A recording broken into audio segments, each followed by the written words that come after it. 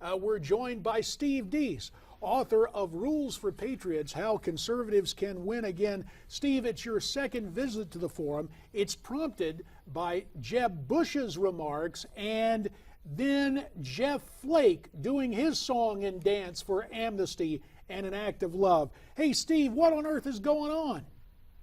You know, JD, I would urge Senator Flake to talk to John and Joe Beth Ladd, two of his constituents there in the great state of Arizona. They live on a 10.5 square mile ranch that has been in their family since 1896. It's right there on the Arizona-Mexican border.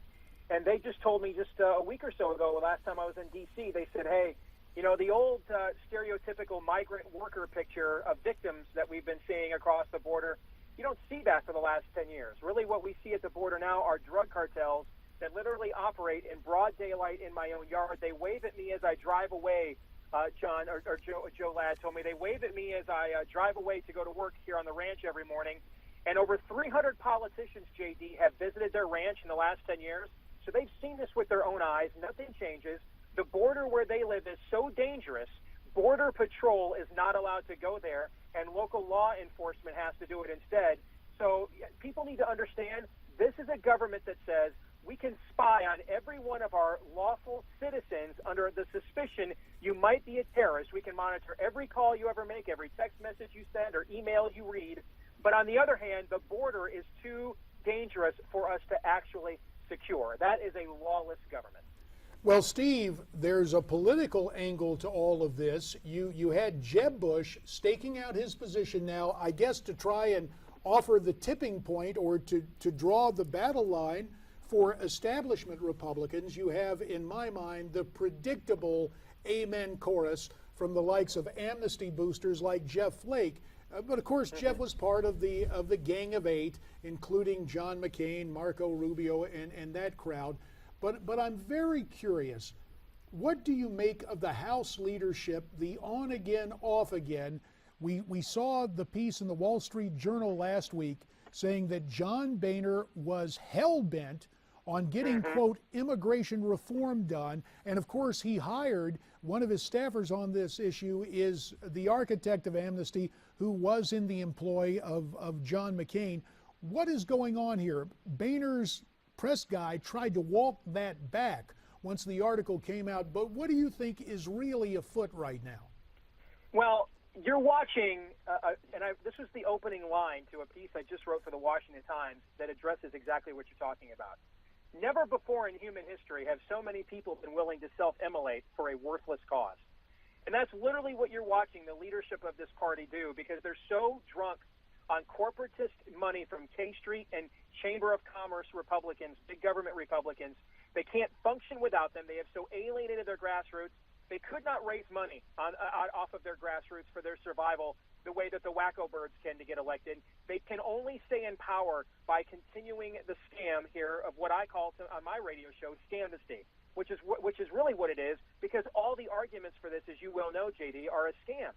If you look at what this will do politically to the Republican Party, before the Reagan amnesty in '86, 7 of the 10 presidential elections before that, Republicans won California. Since then, they haven't won since 1988.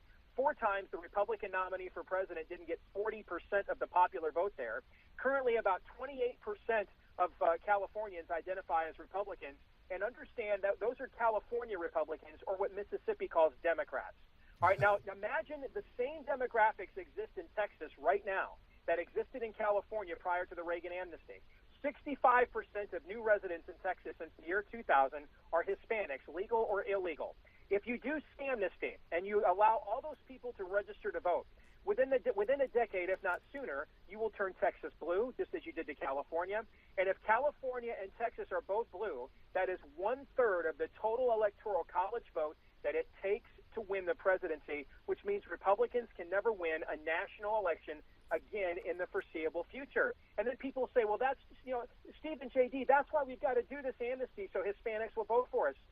That's not how this will actually result. Since 1980, 31% of Hispanics have typically voted Republican in presidential elections. Even George W. Bush, who spoke Spanish, barely got 40%. The people that are coming here illegally are coming from countries that are government nanny state, welfare state countries that have infused Christian subculture with Marxism. When those countries are dried up, when they no longer have the bennies to take care of those people, they come here because we still have a welfare state. This is why you see Hispanics vote overwhelmingly for marriage amendments, for example, and then turn right around and vote for President Obama. Because in the end, people always vote their self-interest, and this is a group of people that are used to government taking care of their self-interest. So all you're going to do is take the current numbers of demographics of Hispanics that vote about 70-30 in favor of Democrats, and you're just going to multiply them by millions. The demographic will remain the same, but the number will even go higher. And I want people to understand, Hispanics had nothing to do with why Romney lost the last election. If you do the math of the loss of white middle-class voters and the huge turnout of black voters for President Obama, Mitt Romney was going to need to win 72% of the Hispanic vote to win the 2012 presidential election. This entire policy idea, this entire process is totally a scam, and that's why all the arguments for this are bad, and that's why they have to lie to you. Well, you guys, not that you're wrong, it just doesn't appear like the American people have caught on to this scam right now, because immigration laws are almost treated in this country right now as the speed limit. We know it says 55 on the sign, but the entire road is driving 70 miles per hour right now, and it's been going on for so long that any time, and we heard this echoed from Jeff Flake, anytime you try to actually enforce the laws that are on the books, people throw up their hands and say, hey, you're not being fair here. We've been doing this for so long. You guys should have stopped this a long time ago, but since you let it go on, we're here for so long, you can't enforce the laws now. It's not fair. So this is already kind of the sentiment of the American public, that the immigration laws, and when you have a sitting U.S. senator and a former presidential candidate and a former state governor saying as such, immigration laws are in effect like speed limit laws in this country. And so how do you go back in time and enforce them?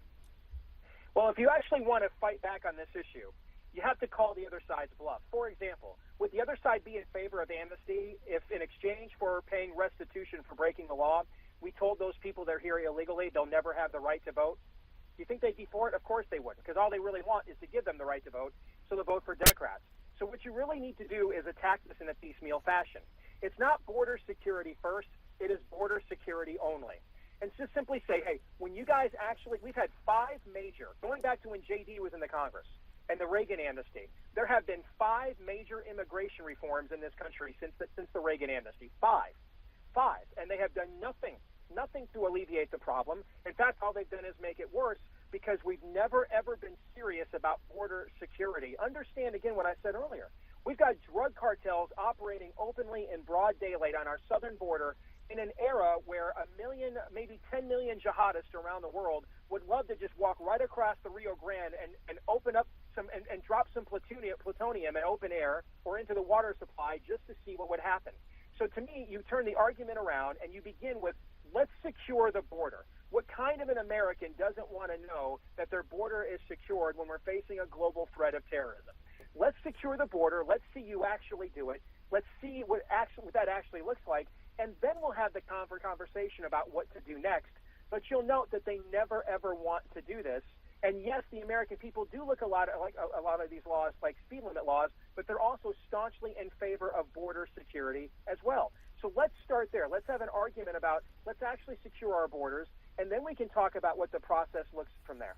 Well, Steve, you point out it was the bill I wrote. I tried to get former President George W. Bush behind it, the Enforcement First Act of 2005, and reintroduced again in 2006. And of course, got no support from the White House. And you have the situation where everyone who runs for public office, from the most conservative Republican to the most avowed leftist Democrat, they've all memorized the poll-tested line, we must first secure the border.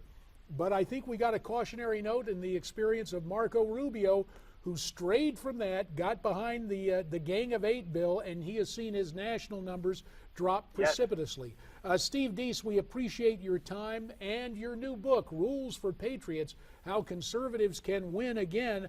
I have more than a sneaking suspicion that we'll be inviting you back as we continue to monitor what is transpiring in what you term to be the self-immolation of the modern Republican Party.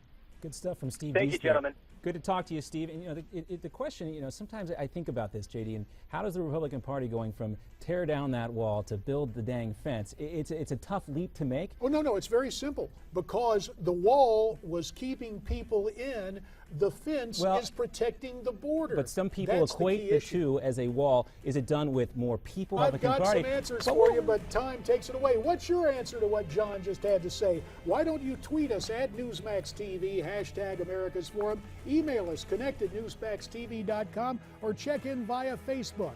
We're coming right back on America's Forum.